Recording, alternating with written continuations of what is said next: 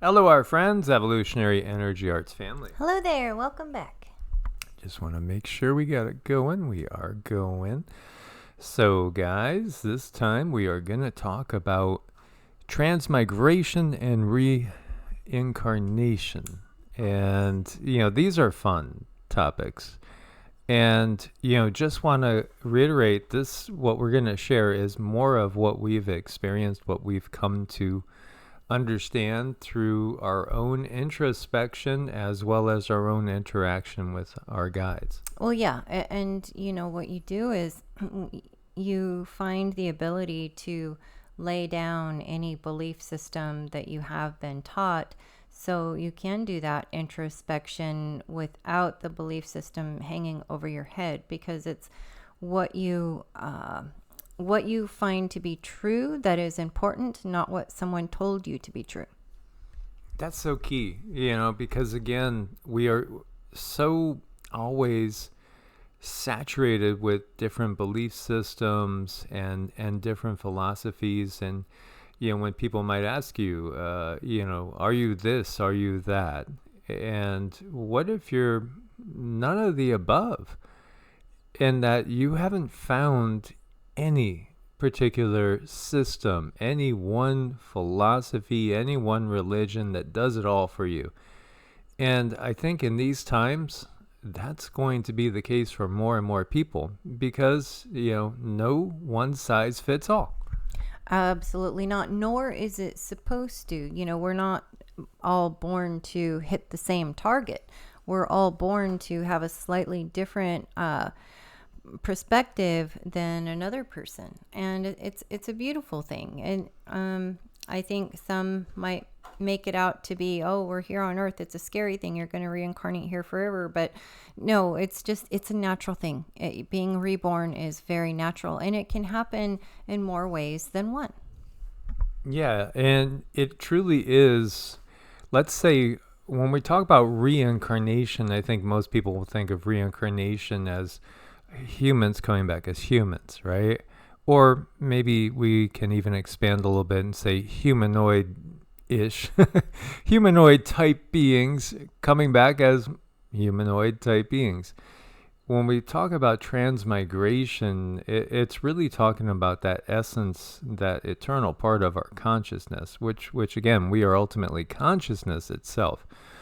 And that can be a scary realization. And it was scary for me. And it came in stages. I should reiterate that and say that some aspects of it were scary at times, and others were not at all. They were actually very, very reassuring. It is unique for each individual. And again, when Cindy and I are talking to you guys, and I know on Heart's Home, we're going to have a lot less people that would take issue because, we're not going to reach as big a audience. We're going to reach people that have hit a certain state of awakening and are open, to being a unique aspect of consciousness themselves, and not having to fit into any particular form. That's beautiful. Again, what we're doing is we're mostly sharing our own experiences, which are unique to us, but some aspects of that you will find others, obviously, that have gone through these stages too.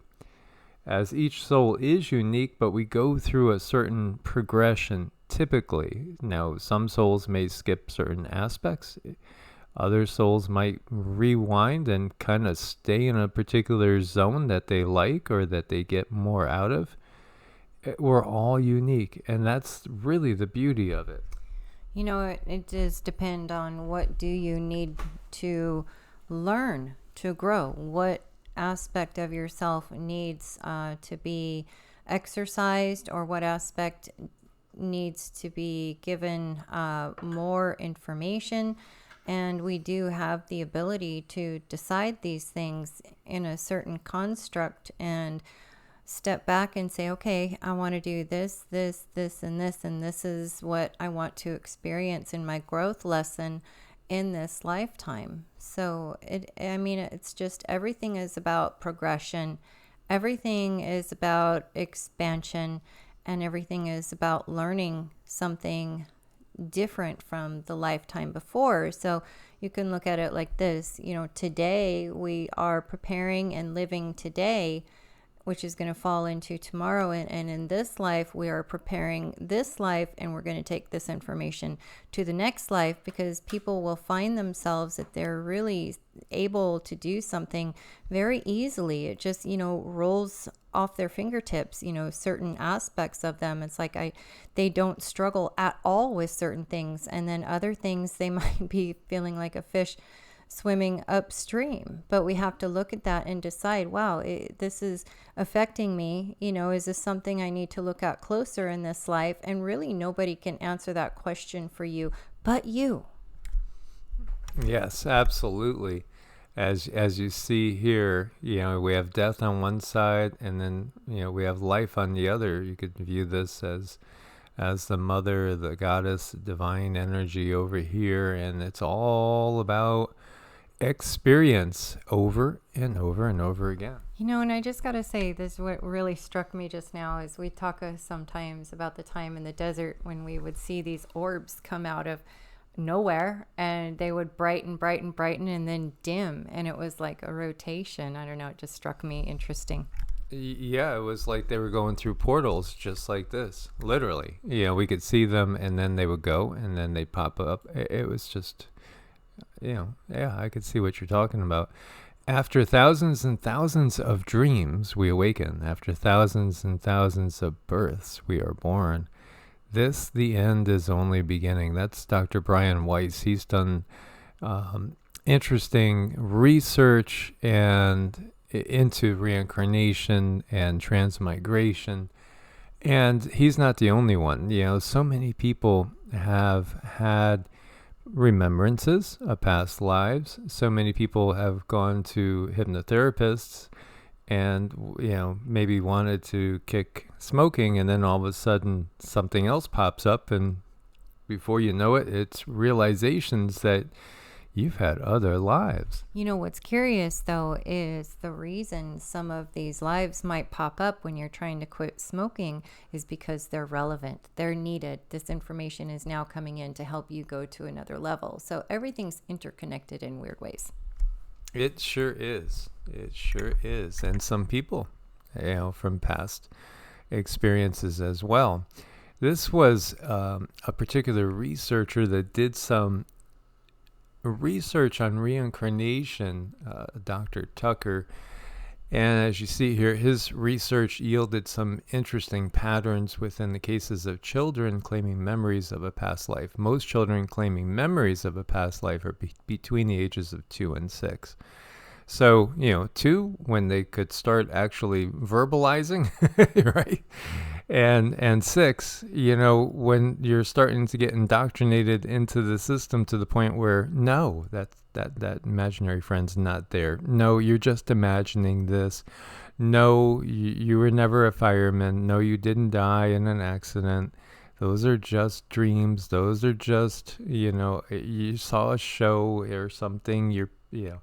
When society tells you that the things that you're experiencing aren't real, is at that age. So that tells a lot right there. The median age at the time of the previous person's death is 28. That's curious. 60% of children who claimed past life memories were male. 70% of the children claimed they died a violent or a natural death, traumatized. In those cases, just over 70% of the deceased individuals were male. Same ratio as the general population. 90% of the children say they were the same sex in a previous life as they are now. The median time between the claimed death and birth is 16 months. 20% of the children claim memories at the time between death and birth. I've shared with you guys some of my own experiences. My naturopath that helped me get through Lyme disease was from Ukraine, and yet she, because she was female, had shared with me that she had done past life regressions and saw clearly she was in World War II, and she was a German soldier in World War II, and she was killed by Russian soldiers, and she remembers being shot, falling down on train tracks and dying on the train tracks, looking up at the sky and seeing the soldiers walk by. And she was young and she was male.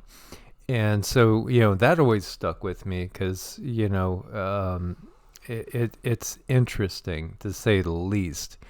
And I've had numerous past lives that I can remember bits and pieces from. And with Cindy and the guides, now the guides can't really, they're not supposed to spill the beans totally. There's things they're supposed to omit.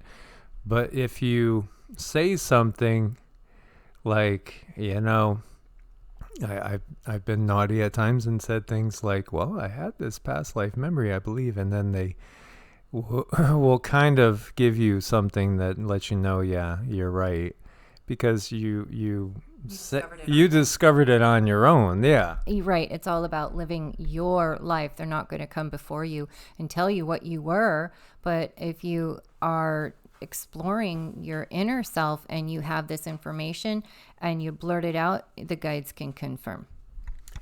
yeah, absolutely. So in my last life, I know I lived only 6 more years than I am at right now. And when I left really quickly. I think I was just done and needed a period of time to get ready for this particular incarnation, as that life was more about pleasure and enjoyment and truly exploring the depths of my soul. And this one has been more about work, so to speak, and doing this job, helping in the transition.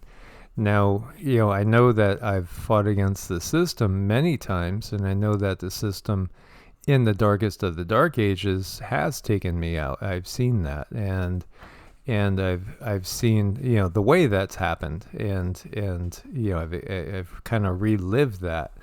But it is curious because I can't remember a single past life where I was female, and yet I could remember at 6, 7. So yeah, that's curious to me too. Mm-hmm. Well, I think we look at male, female differently than what it really is when we're dealing with energy. Energy, male and female, they're two separate energetic forces. And when they come here, they do different things. Like, I guess the best way for me to explain it is go back to Vedic astrology.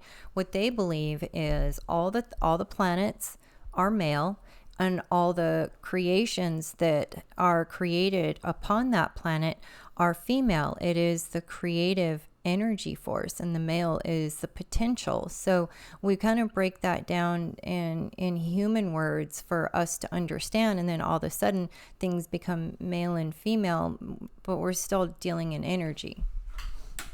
Yes, we are. And I've shared with you guys too, maybe a few times, probably more than quite a few times. Like when my brother died, my first out-of-body experience was coming back from the funeral, and I was a little 5-year-old guy all dressed up in a suit and everything. I remember it being very somber, and I remember standing next to the kitchen table and just staring at the wall in the kitchen, and I was thinking, I'm never going to see my brother again. And then all of a sudden I was behind myself looking down at myself, and there was a voice right next to me saying, you're not your body. And it turns out it was my brother that was saying that. He was just letting me know, you're not your body, so he was basically saying he's not dead. He's going to be on the other side. He's going to be working with me through this lifetime, and he's going to be there the whole time. And as a kid, we had a family home that my aunts lived in. It was in a really bad side of one of the biggest cities in Connecticut. And it was in an area that one time was wonderful and beautiful, but in the time period that this was, it was, crime-ridden and violent. And, we would always check on the car multiple times to make sure it was still there when we were visiting my aunts. My aunts had gun shots ringing out all the time. Actually, bullets hit the bedroom a couple of times, stray bullets.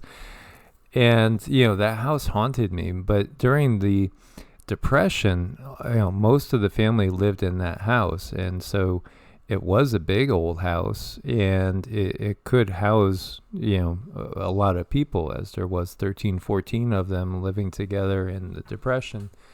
And they did well, and the kids had a great upbringing, and they, viewed their life as being blessed because they had so many loved ones around them, because they pooled their resources. Yet the house haunted me, and I would feel that there was something in the house all the time. And it would haunt me in my dreams, even. Yeah, I could feel there was a presence moving around the house, disembodied presence. And it wasn't until much later in life, after deep, deep meditation, that I realized it was me, disembodied. And the fact that, again, not the body, and even in between lives, I was in the house checking out the going-ons of people that were family members to come. But then again, I've incarnated with my brother and my father multiple times. So this realization is just one type of realization that will hit us as we go deeper, and we start to realize we do have soul groups that we come in with time and time again. We can change positions, could be your son, and your son might be your grandfather next time around. And I'm trying to think of ways for people to understand, like, when this information hits you, how do you know that is true? And the best way I can explain it is if you're given a test and you put the answers down on that test and you think you're right, but you're really not sure until you see that the answer was correct. And then it's like this flood of information comes over you, and you're able to ground in that information, and it's like there's no doubt. So it is, you really do have to get a handle on your emotions and your feelings, because those are the little posts in which we stay in between when we walk through this life. It's like, I know that this is part of me walking down this path, and you just know your baseline. So when you have more information coming from the outside in, you know what's going to be yours and what's going to be something else. It's a process. Absolutely. So you can see that even when we take Hinduism, Buddhism, and Jainism, now Hinduism is the root, ultimately, of Buddhism and Jainism, and yet there's agreement and disagreement between them, and different things are accentuated. And then again, in Buddhism, you could break it down into the different groupings of Buddhism, depending on which one you're adhering to. And Hinduism as well. I mean, Hinduism breaks down into so many different groupings. So even when we look at this, we can argue about this, in and of itself, as you could get into, the dualistic school of thought, and then the non-dualistic school of thought. And so, again, there's no one size fits all, but we can take some generalities. Like when you look to Buddhism here, consciousness is not permanent from life to life. To evolve from ignorance, once ignorance is released, rebirth does not occur. No divine judgment or reward. The soul is responsible for itself. That's something, that all three kind of adhere to. Again, it's all about karma, action, reaction.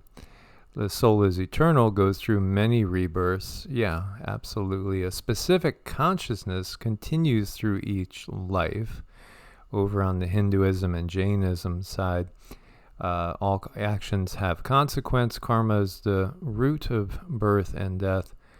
In the Jain, all of them recognize the practice of ahimsa, which is trying not to do harm. And the Jains will take it to what some people might call extreme, where they will wear masks over their face so they don't inhale bugs. They will avoid stepping on ants. I mean, I always avoid stepping on ants and bugs. I try to avoid and it's just something that's in me. And yet, if a fly lands on my nose, I've been known to swat them when they irritate you.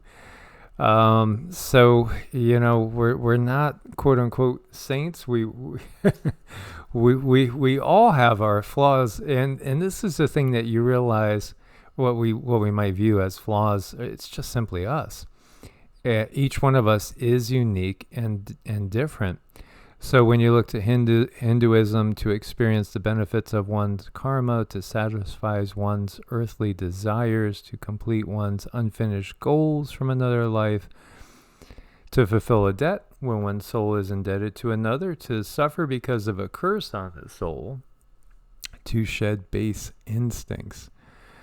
Again, there's different schools of thought within each of these branches. When you hear them talk about like being trapped in a reincarnation cycle, that's not really something that we've experienced. And again, and we're also talking, Cindy has the ability to communicate with many different beings on different planes of existence. And, again, I'll share my mother, when she first died, and she died January 2020, her initial impulse was to come back and do it all again pretty soon. And she was thinking about expanding and doing something totally different, like taking a life somewhere in Asia. She was not a world traveler in this past life. In fact, she did venture out a few times beyond New England and New Jersey, but only a few. She mostly stayed in Connecticut and New York and New Jersey most of her life. And so she was thinking about coming back soon in Asia and taking a life. But then after, I'd say it was just about 3 years, it was maybe around January of this year that she decided, nope, she's not going to incarnate again for a while. And so she ascended up into what we would call fifth density. And on fifth density, she's somebody that I wouldn't recognize as mom. She's much more powerful being, much more expansive energy.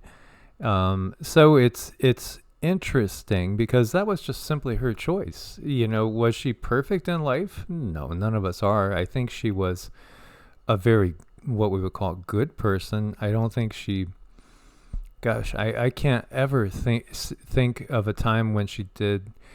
Towards the end of her life, she got a little cranky at times. And that happens when we age and we get in pain constantly.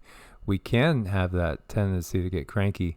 But before that point, I can't think of a time when she would knowingly really, say nasty things or do nasty things. She was a very, very nice person, as was my father. I was really blessed with two sweet, gentle souls to, be my parents. Mm-hmm.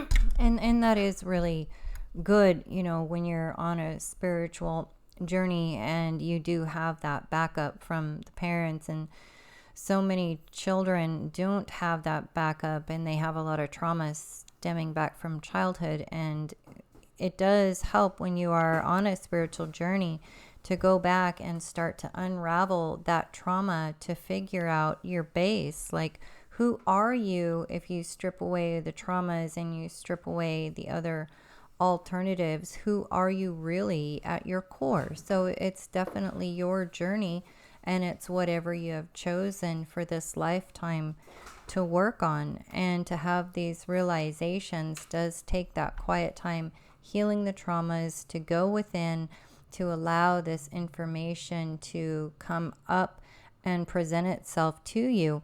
We really have to dig and get all the garbage and crap out of our life, because the garbage and the crap keeps us from remembering. The garbage and the crap keeps these realizations from coming to us. So, it's a process. You got to take out one little thing at a time, unwrap it, take a look at it, feel that emotion for what it is so you can release it. And that's kind of what we do when we're removing blocks. We remove this information. You still have to process the energy. You absolutely have to process the energy of the emotion, of the trauma, which isn't always clear and which isn't always easy to do. but it's so very rewarding to go through these things, and you just keep finding more and more freedom as you walk this journey and learn and heal. So I guess what I want to get across is like this point over here, to satisfy one's earthly desires. Yeah, it's our desire. It's our desire. And it might be our desire to fulfill a debt for somebody else. You know, maybe a soul came in and cut their life short in order to have some familiarity with you, connect with you, but then they're gone. And they're gone prematurely, but they're not really gone. They're on the other side. You know, now you have somebody you know that is on the other side, helping and working with you, and that this will happen. And this is, you know, something that does happen relatively often. You know, again, it's our desires. If we have all the time in the world, because there is no time, ultimately, don't you think you're going to want to do something different? Don't you think you're going to be like, gosh, you know, pizza was so darn good. Cheesecake was so wonderful. Ice cream. Because we can create it in our minds, but it's sort of an illusion on the higher densities. Yet, what is more real on the higher densities is the realization of love and the unity. Mm-hmm. That's there. And when you're here on this planet and you have these you create these desires that you want to do when you come here, higher self is not going to explain this to you. Why? Because this has to be something you desire deep in your soul. It's not for you to be told what you desire. It's for you to discover it in and of itself and allow that information to unfold in your lifetime. So, you know, maybe something that we're locked into. We're locked into it just of our own free will and free choice. And, you know, that maybe makes things look a little bit different. When we look at just a single flower, we might think, how beautiful, how simple. And yet, you know, many souls, you know, maybe, I can only say many, I can't say all, but many may start out just as, you know, tending a flower. And that's your whole purpose for coming in, is first to be an elemental, or what we would call a nature spirit, an elemental being, taking care of a flower. And, you know, you may end up progressing to taking care of a tree. And, you know, again, think about a tree. All that it sees, if it lives 200, 300, 400 years, watches humans come, silly humans, and then they go, and it's still there. And so it is a lesson, you know, to the consciousness in one way that's very, very different. When we look at like the avatars of Vishnu, there have been many sages that pointed out this is an evolutionary path. As you know, one of the first ones is Matsya, which is, you know, a fish being, and then it goes to Kurma, which is a turtle being. And then it goes to a boar being, and then a lion, and then a dwarf, and then it goes on through different human incarnations. And it's kind of showing how the soul progresses through transmigration. Absolutely.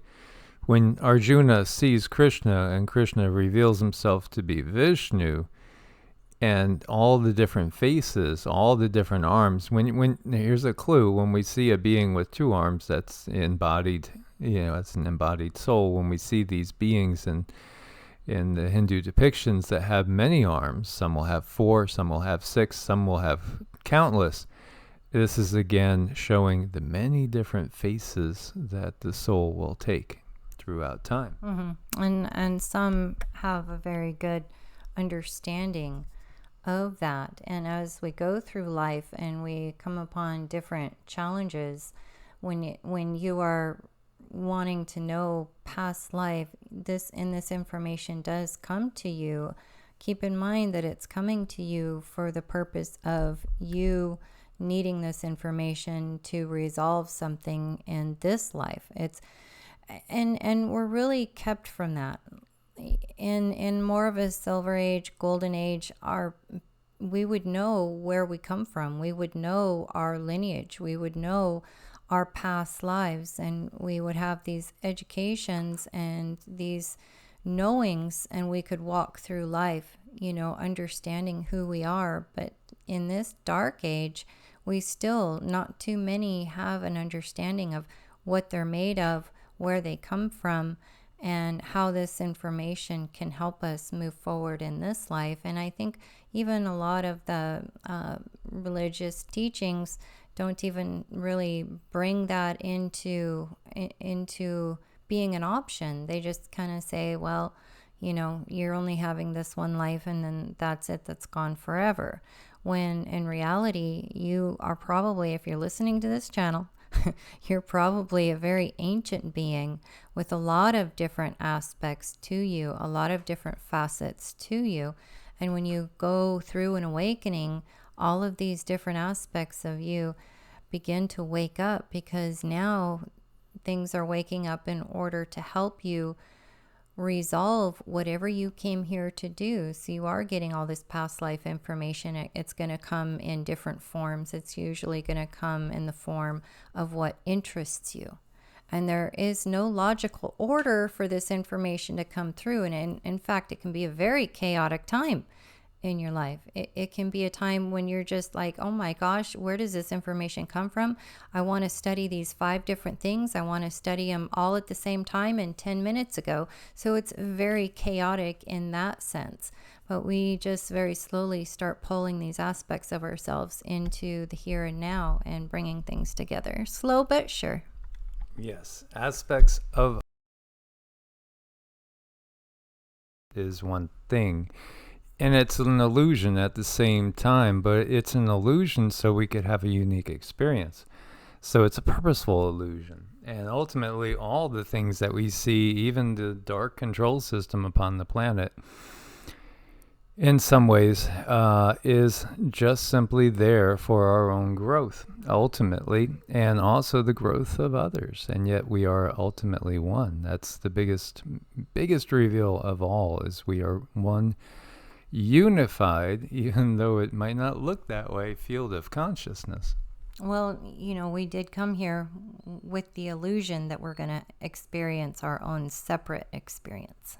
And when there is no time, you truly do have all the time in the world. You sure do. So hope this was interesting for you guys. Please do leave your comments. We look forward to them. Much love, God bless, and namaste. Namaste.